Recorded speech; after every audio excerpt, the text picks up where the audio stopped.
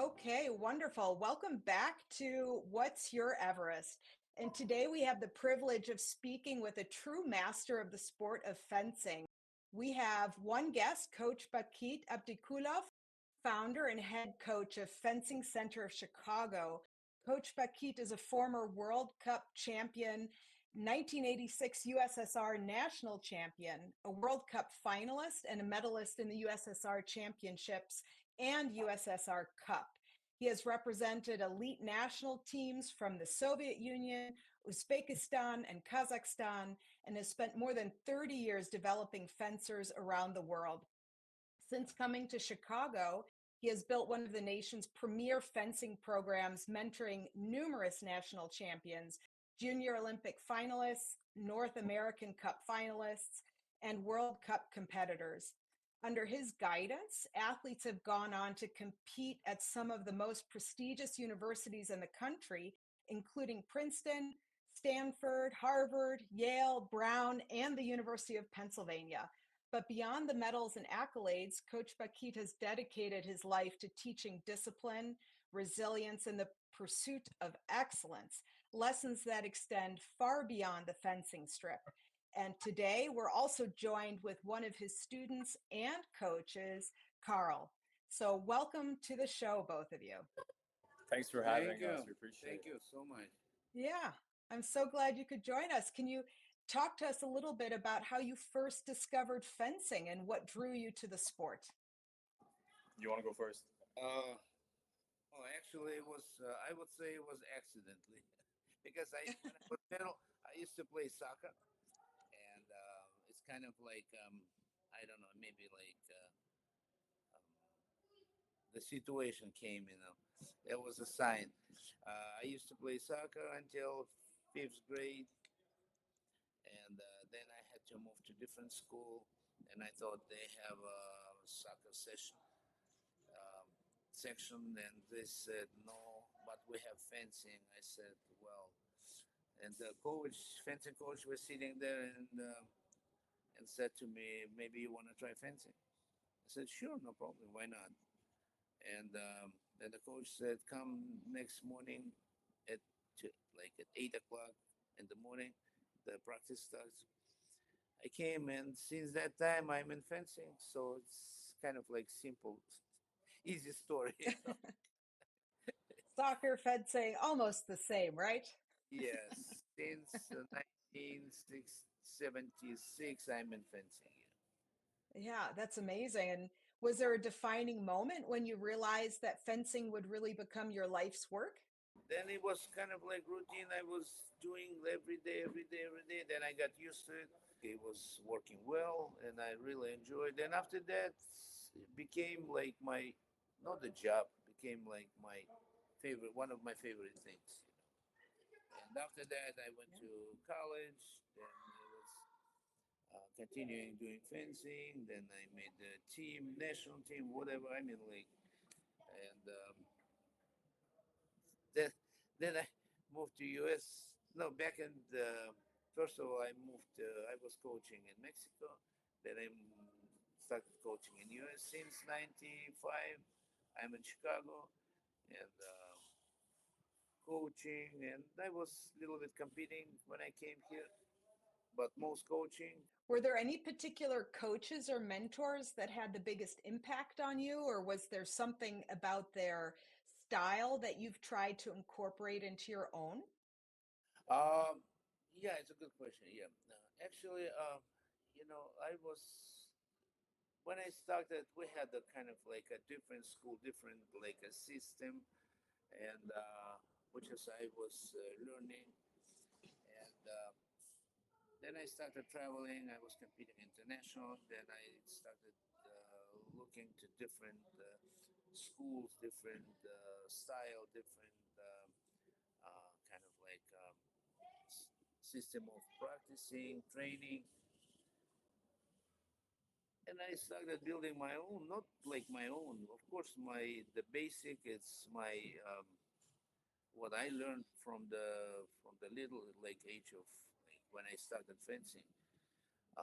Now In US, lots of different coaches from everywhere, so you can see the difference. Mm, And um, I would say, no, actually, my principle, I'm still trying to keep my own school, what I have, what I learned from my club, from my school, from my country. yeah. I'm trying to and teach my students same way, and trying to kind of like maybe develop, maybe add something from different what I like and what I think it's useful and it's really helpful. That's what I Yeah. do. Yeah. Well, how about you, Karol? How long have you been with the Fencing Center of Chicago? Have you ever been any place else? Have you noticed differences in coaching styles? So I've been with the Fencing Center of Chicago for almost 13 years now. Oh, wow. Approaching 13. I started when I was like six and a half, so I started very Yeah. young. And to be honest with you, how I got into fencing, my mom, like I think put the Olympics on the TV, and fencing was going on like conveniently at the same time. And I saw, I'm like, Mom, I want to do that. I want to try it. It kind of pulled me in. So my mom called up a different club than FCC, and they're like, he's too young. He won't be able to come. Okay, so my mom calls FCC, but he's like, I'll totally take him under my wing. So I come here, and that's kind of how my journey started to progress. And basically, since day one, I've been a member of FCC. I've never been to any other club. Like I've never worked at any other club or like trained there. I've only Mhm. been strictly loyal to FCC. But kind of like a day one story here. Yeah. Yeah. So you got the fencing bug from the Olympics. Is there anything then that you've learned from Coach Bakhyt that you've incorporated into your coaching style? Uh, So funny thing is, me and Bakhyt actually come from two different weapons because in fencing there's three weapon types, right? Either you have Yeah. foil, epee, and saber. Um, I started off doing foil for 3 years because Bakhyt was a foil coach, but I saw no success in it. I was just struggling a lot, so I gave epee a try. Within the first few tournaments, like I started getting a lot better medals, a lot better results. I'm like, okay, this is my fit. This is where I want to be. And before you know it, you had a left-handed foil coach teaching a right-handed epee fencer. So it was very unorthodox, but at the same time, my fencing was still really clean and like really precise and down to the point. So we're definitely a very different duo than most other fencers from other clubs out there. But Mhm. I mean, I what he taught me is what I incorporate when I give lessons to other students, when I work with them, and it's been working for me since day one. Yeah. Yeah. And what do you like most about working with Coach Bakhyt? I have creative freedom because I feel Mm. like at a lot of other clubs, everything is very, very locked down and strict. They follow like a protocol or a schedule. Here, I've every single person at our club fences completely different. Everyone has their own like kind of free will as how they want to work out, as how they want to train, as how they want to progress. There's no like there's no limit to your progression. There's no stepping stones.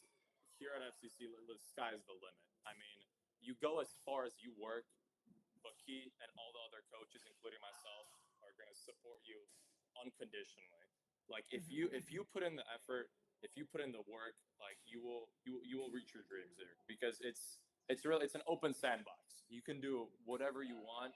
Obviously, we have classes, we have kind of a schedule, it's how we work out. But once you're fencing, once you're working out, that's on you. The amount of effort you put in, the type exercises, the way you fence, that's all up to you. We don't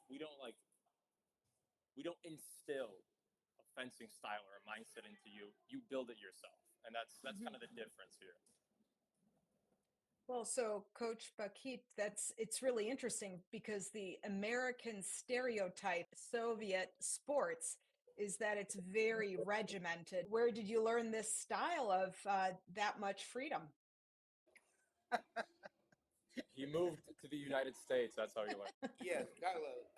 Now, actually, I realize I live in United States longer than I lived back in my country. It's Yeah. It's of course my mentality already changed. I Americanized. Yeah, of I course. wonder if it already started changing in Mexico. Yeah, I was planning actually to compete, but the situation, the like uh, financial, I decided to Yeah. not to compete and start coaching. Yeah. To support my family, and then I had a good opportunity to come to U.S. I was invited and straight to Chicago. Since '95, I came to this country. Yeah. Yeah. What I learned since little and really helpful. Now it helps. Sometimes Yeah. I said to myself, "Oh, I got lots of freedom." Then after that, the second voice said, "No, you don't have a lots of freedom. You have to do this thing, this thing." Well, you became a World Cup champion and a USSR national champion. What did it really take mentally and physically to compete at that level? Maybe I got lucky. Right. More than That's how all champions are made. Luck. the level of Soviet Union fencing back in the days, it was like tremendously strong, amazing strong. Because the World Cups, it's because the, the fencing in USSR was so strong, and the International Federation allowed us to represent two teams. I've been around like such amazing fencers, Yeah. and I know most of them, and I'm very thankful to God. I had the opportunity to interfere with them. Yeah, it's a good memory. How about you, Karol? What's your perspective? Because you coach and you compete and you have your own accolades. What do you think separates great fencers from the good ones? So, I mean, I'm not gonna try and toot my own horn here. I have had like my fair share of results in fencing, national, also on the international stage. All props to Bakhyt. I wouldn't have gotten there without him. But there's a drastic change. The U.S. the U.S. in my opinion, but also in general, is by far one of the hardest federations to compete in. Uh, Mm. Purely because the U.S. when it comes to fencing styles, is completely unorthodox. Like every single club and every single fencer is completely and remotely different than to any other fencing club out there. Like if you go to Italy, for example, they have something called the Italian School of Fencing. Like there is a set style that every single club teaches, and they differ only slightly from club to club. It's more of like how good can you get at a certain action, yet everyone else has the same action, like or movement that they do. In the U.S., everyone has their own canvas, and whatever they paint on it is how they fence. To put it that way. So it's the U.S. is just completely it's own thing when it comes to fencing. So How it's does that impact you competing on the international stage? so it's hard. It's hard to compete on the international stage. I'll briefly describe how you actually fence on the international stage. There are three age groups. You have cadets, juniors, and seniors. Cadets is 14 to 16. Juniors is, I believe, 17 to 19 or 17 to 20. And seniors is 20 and up, I think, up to the age of 40. The fencers who do get on there via national events. So you have American Nationals, American North American Cups, and by competing in those and getting good points, but when I say good points, I mean good results. For example, placing top 8, top 16, top 4 winning. Once you're within like the top 20, the top 12, that gives you the ability to go and compete on the world stage. And then once you're in the world stage, if you do well there, you also get more points, which kind of like secures you to compete more often on the world stage. So the US just being so big and so unique in fencing styles, every single tournament is, you could say in part it's a gamble, but also it's just there's so much going on. Um, I had the chance to compete in summer nationals last year, where we had the largest junior men's epee event in the history of America with over 430 fencers, which is mind Mm. blowing. The Yeah. biggest amount of Yeah, people. yeah, it Yeah. was the biggest Huge. amount of fencers in a single competition, and like these are fairly regular numbers. like you will often see 300 fencers in like competitions, in at least men's epee. Yeah. In foil and saber it varies, but it's always over 200. Like it's a lot. So there's more unique, and you can also argue that there's more better because fencers in the U.S. They don't sleep. They fence as often as they can, mostly with the hopes to get in a good college. So it's they put in the work. Fencers Sure. outside of the U.S. usually fence professionally, so their careers are extended. In the U.S., we have a short time frame, meaning we really have to put pedal to the metal in that time frame in order to become as Mhm. successful as possible. So in conclusion, yes, it's hard, it's difficult, and you need to really work in order to like get any type of results from the U.S. So then, fencing is often called physical chess. And I imagine pressure, setbacks, expectations as an elite athlete really come into play. What kind of mental skills do you find are most important in the sport? I'll answer it first, and you can give your voice on it. So the way I like to think of fencing, physical chess is probably the most common description. But imagine a sport where you have to be not the best, but you have to be good at everything. It's kind of like a jack of all trades sport. It's not like powerlifting where you have to have good technique and you have to be strong. It's a sport where you need to be relatively strong, you have to be relatively quick, you have to have relatively good endurance, you have to have relatively good mindset. Like you need to be everywhere. You don't have to be Hmm. pristine everywhere, but you have to be everywhere. And that's what makes it hard. Like you need to have every single aspect like on a good level in order to relatively do well. That's why you see a lot of fencers start early because like these aspects are drilled into them. It becomes second nature at a point because it's just a lot to juggle. Yeah. And how about you, Coach Bakhyt? I would say to be a successful fencer, you need to be, first of all, very responsible, organized in everything, and see what's important in your life. And if you're really committed to compete like serious in the high level, then it takes so much work. I mean, it takes so much work, so many responsibilities. I mean, and Mm. if you follow everything, so I'm sure success is coming. And after that, I mean, it's you know one of my favorite conversation. I was listening. Uh, One professor, very famous professor, Nobel, like he got the Nobel Prize, something, and he was giving interview, and the one of the like guys who asked him, who was taking the interview, he said, "Professor, congratulations um, with your Nobel Prize. Tell me, please, just one question: how many books did you read in your life?" And the professor said, maybe like five or six.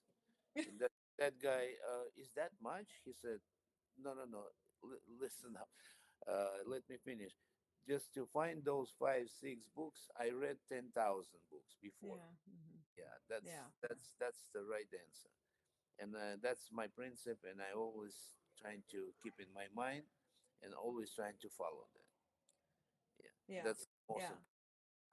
Well, it's a really interesting perspective, and often I talk with athletes about that also, that there are so many things we can do in a day, so many things to set ourselves up for success. And it starts with making the bed in the morning. There these little grains of sand we put into a jar every day to make ourselves successful. And we have to do them over and over again to really get good. And then of course there are the bigger things that mean more, because no one's going to put on their resume that they made the bed in the morning, but there are the Absolutely, bigger things. Yeah. absolutely, yeah.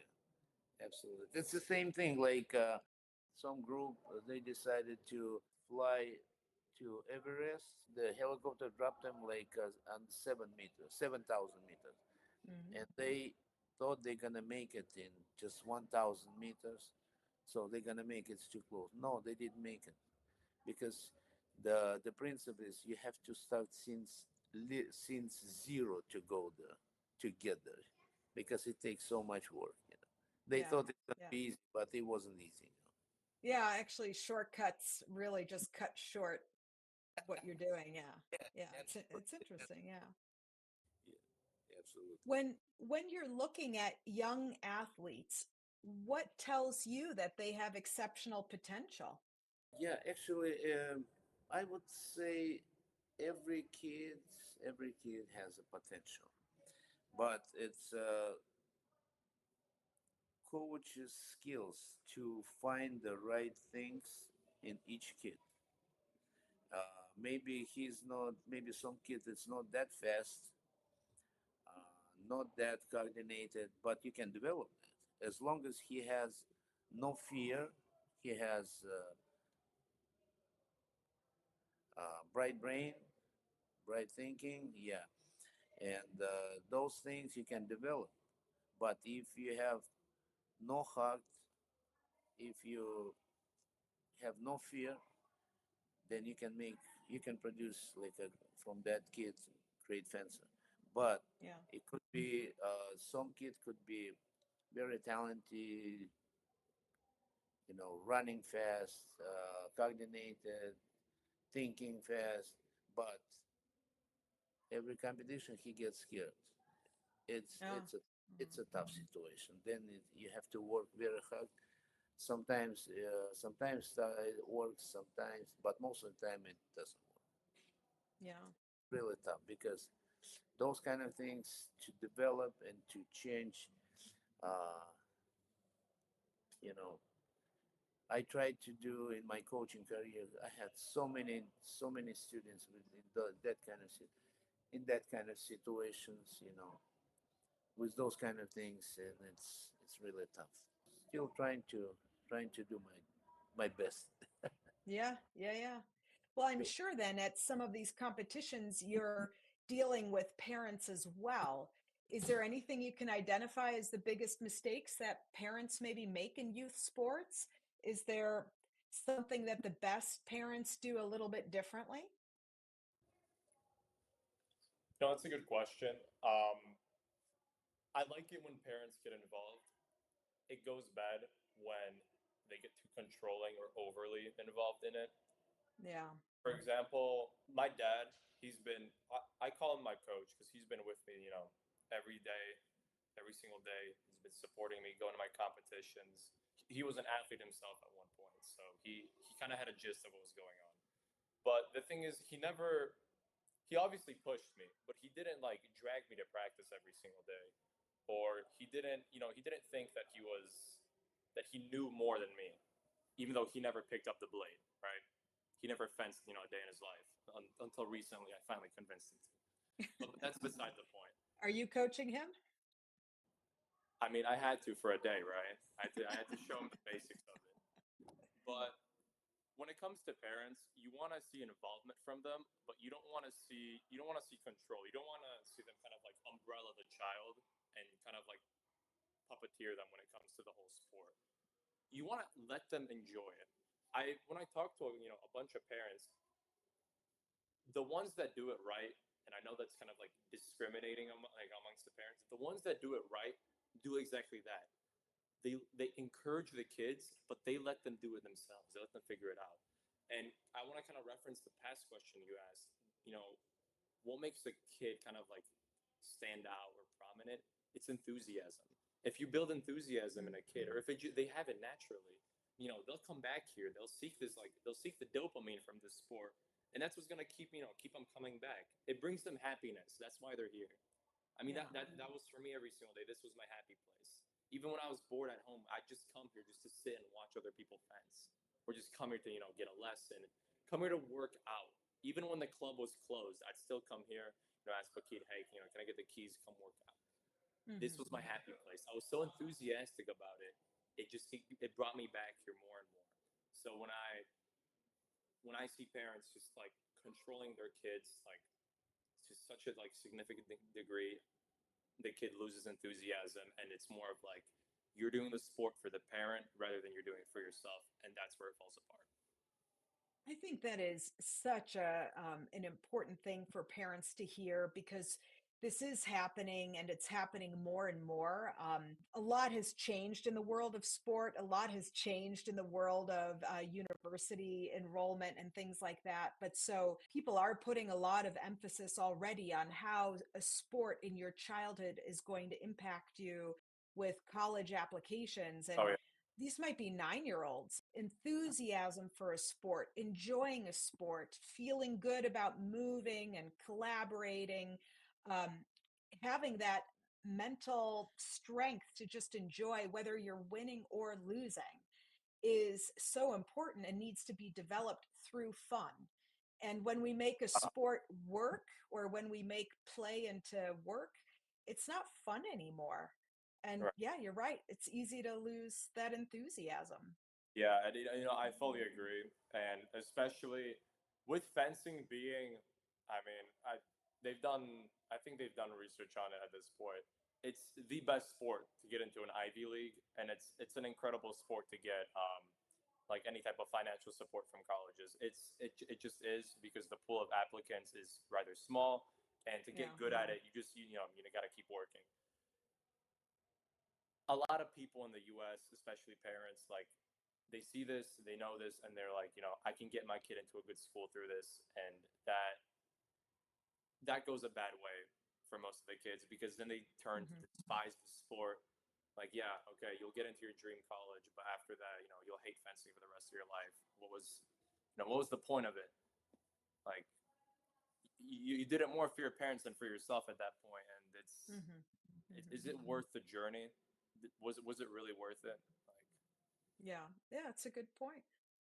What about for each of you? What's the toughest lesson fencing has taught you? Well, you grew up in the USSR. That's the toughest. yeah, that, actually good things too, bad things, and there's like in each side. So I would say uh, I'm very thankful. I'm very thankful. I'm blessed by God. I'm in fencing, and I wanna say thanks a lot to fencing. It's because it's that's this sport I I'm in love with for a long time since I started. Since my first coach, told me come in the morning next day in the morning like 8 o'clock. So I'm very thankful to my coach. Very thankful to my school fencing gym where I came from, and some other gyms. I had many coaches in my life, and very thankful to the head coach of USSR national team. He gave me lots of like good lessons, and I really Yeah. appreciate. Um, Thanks to my international experience, I would say as a competitor, uh, as a coach, to the time when I was teaching in Mexico, but of course most in US, and I'm very thankful for the opportunity here in this country. How about you, Karol? Do you have a tough lesson you learned from fencing? Uh, I can give you a tough lesson, but I'll also give you just like a general response to what fencing taught me. When it comes to tough lessons, there will be there will be plateaus and dry periods in your life where you'll have no results, Hmm. you'll have no Yeah. successes, but the best thing you can do is keep moving forward. Right, and this just doesn't apply to fencing; it's to everything. There will be periods in your life where it's boring, where there's nothing happening. Sometimes even the plateau turns into a dip and stuff, starts to go downhill. But remember, Hmm. if it's a dip, eventually it has to come back up, right? Yeah. So as long as you keep moving forward and with a good mindset, right? Because it's hard to move forward with a bad one. With a good Yeah. mindset, if you keep smiling, if you keep being positive to others, it's easy to move forward. And, with that, That's a really tough thing for people, but you're oh, so right. There are these plateaus, there are these boring periods where there are no successes. And people have a hard time tolerating the plateaus and really starting to see that they are actually a foundation. right, And you can't build a house without a foundation. right. Definitely. I fully agree. I feel like people should at least grasp the idea of, you can make a good thing out of a bad thing. And I feel Yeah. if more people put a positive aspect on a lot of things, it would exponentially help them. Because it's easy to be, disappointed. It's easy to be sad. It's easy to give up. But if you can at least tell yourself that, it's going to be all right, I'm having a good day, I can keep doing this. If you keep tricking yourself, you don't even have to mean it. If you keep tricking yourself to do it, you're still doing it. You're still Yeah. putting on, you're putting on a happy facade and you're moving forward with it, right? It's as long as you're in the positive area of life, you're going to be fine. I used to say to myself, just get up and continue. Yeah, I mean, thank you so much for fencing and everything, and to all my coaches, just to cover those things, just everything to make everything smooth. Like. Yeah. And Yeah. if somebody asked me how many times did you, I mean, you were falling. I said maybe million, maybe 2 million times. Well, but less often than you got up. Yeah, yeah. But if you really looking for just for something like successful, then you have to just continue working. And You all do. those Yeah. things you fail, just get up and continue going up. Yeah. There's no one else will help you. If somebody helps you, you can appreciate that. That's it. Yeah. Yeah, I think that's incredible advice is that as long as we get up after we've fallen, we are moving forward, right? It's Right. it's that not letting small things like that interrupt our ability to keep progressing. Well, one question we ask everybody at the end of this podcast is what's your Everest? What's the next big climb ahead of you that you're aiming towards besides retirement? You want me to go first? All right. Oh. So tomorrow, I fly out to the United States Air Force Academy to start basic training Oh because, my gosh. yeah, oh my God, yeah. So my next big Everest is competing Division I NCAA at the United States Air Force Academy. Alongside that, some of my goals are probably to get on the junior travel team for Team USA, and then just to like knock it out of the park every single season for the 4 years where I'm there. So I've climbed my peak, but this is only the first mountain. The I got first. to climb next. So Fantastic. And how thank about you, Coach Bakhyt? Uh, That's a good question.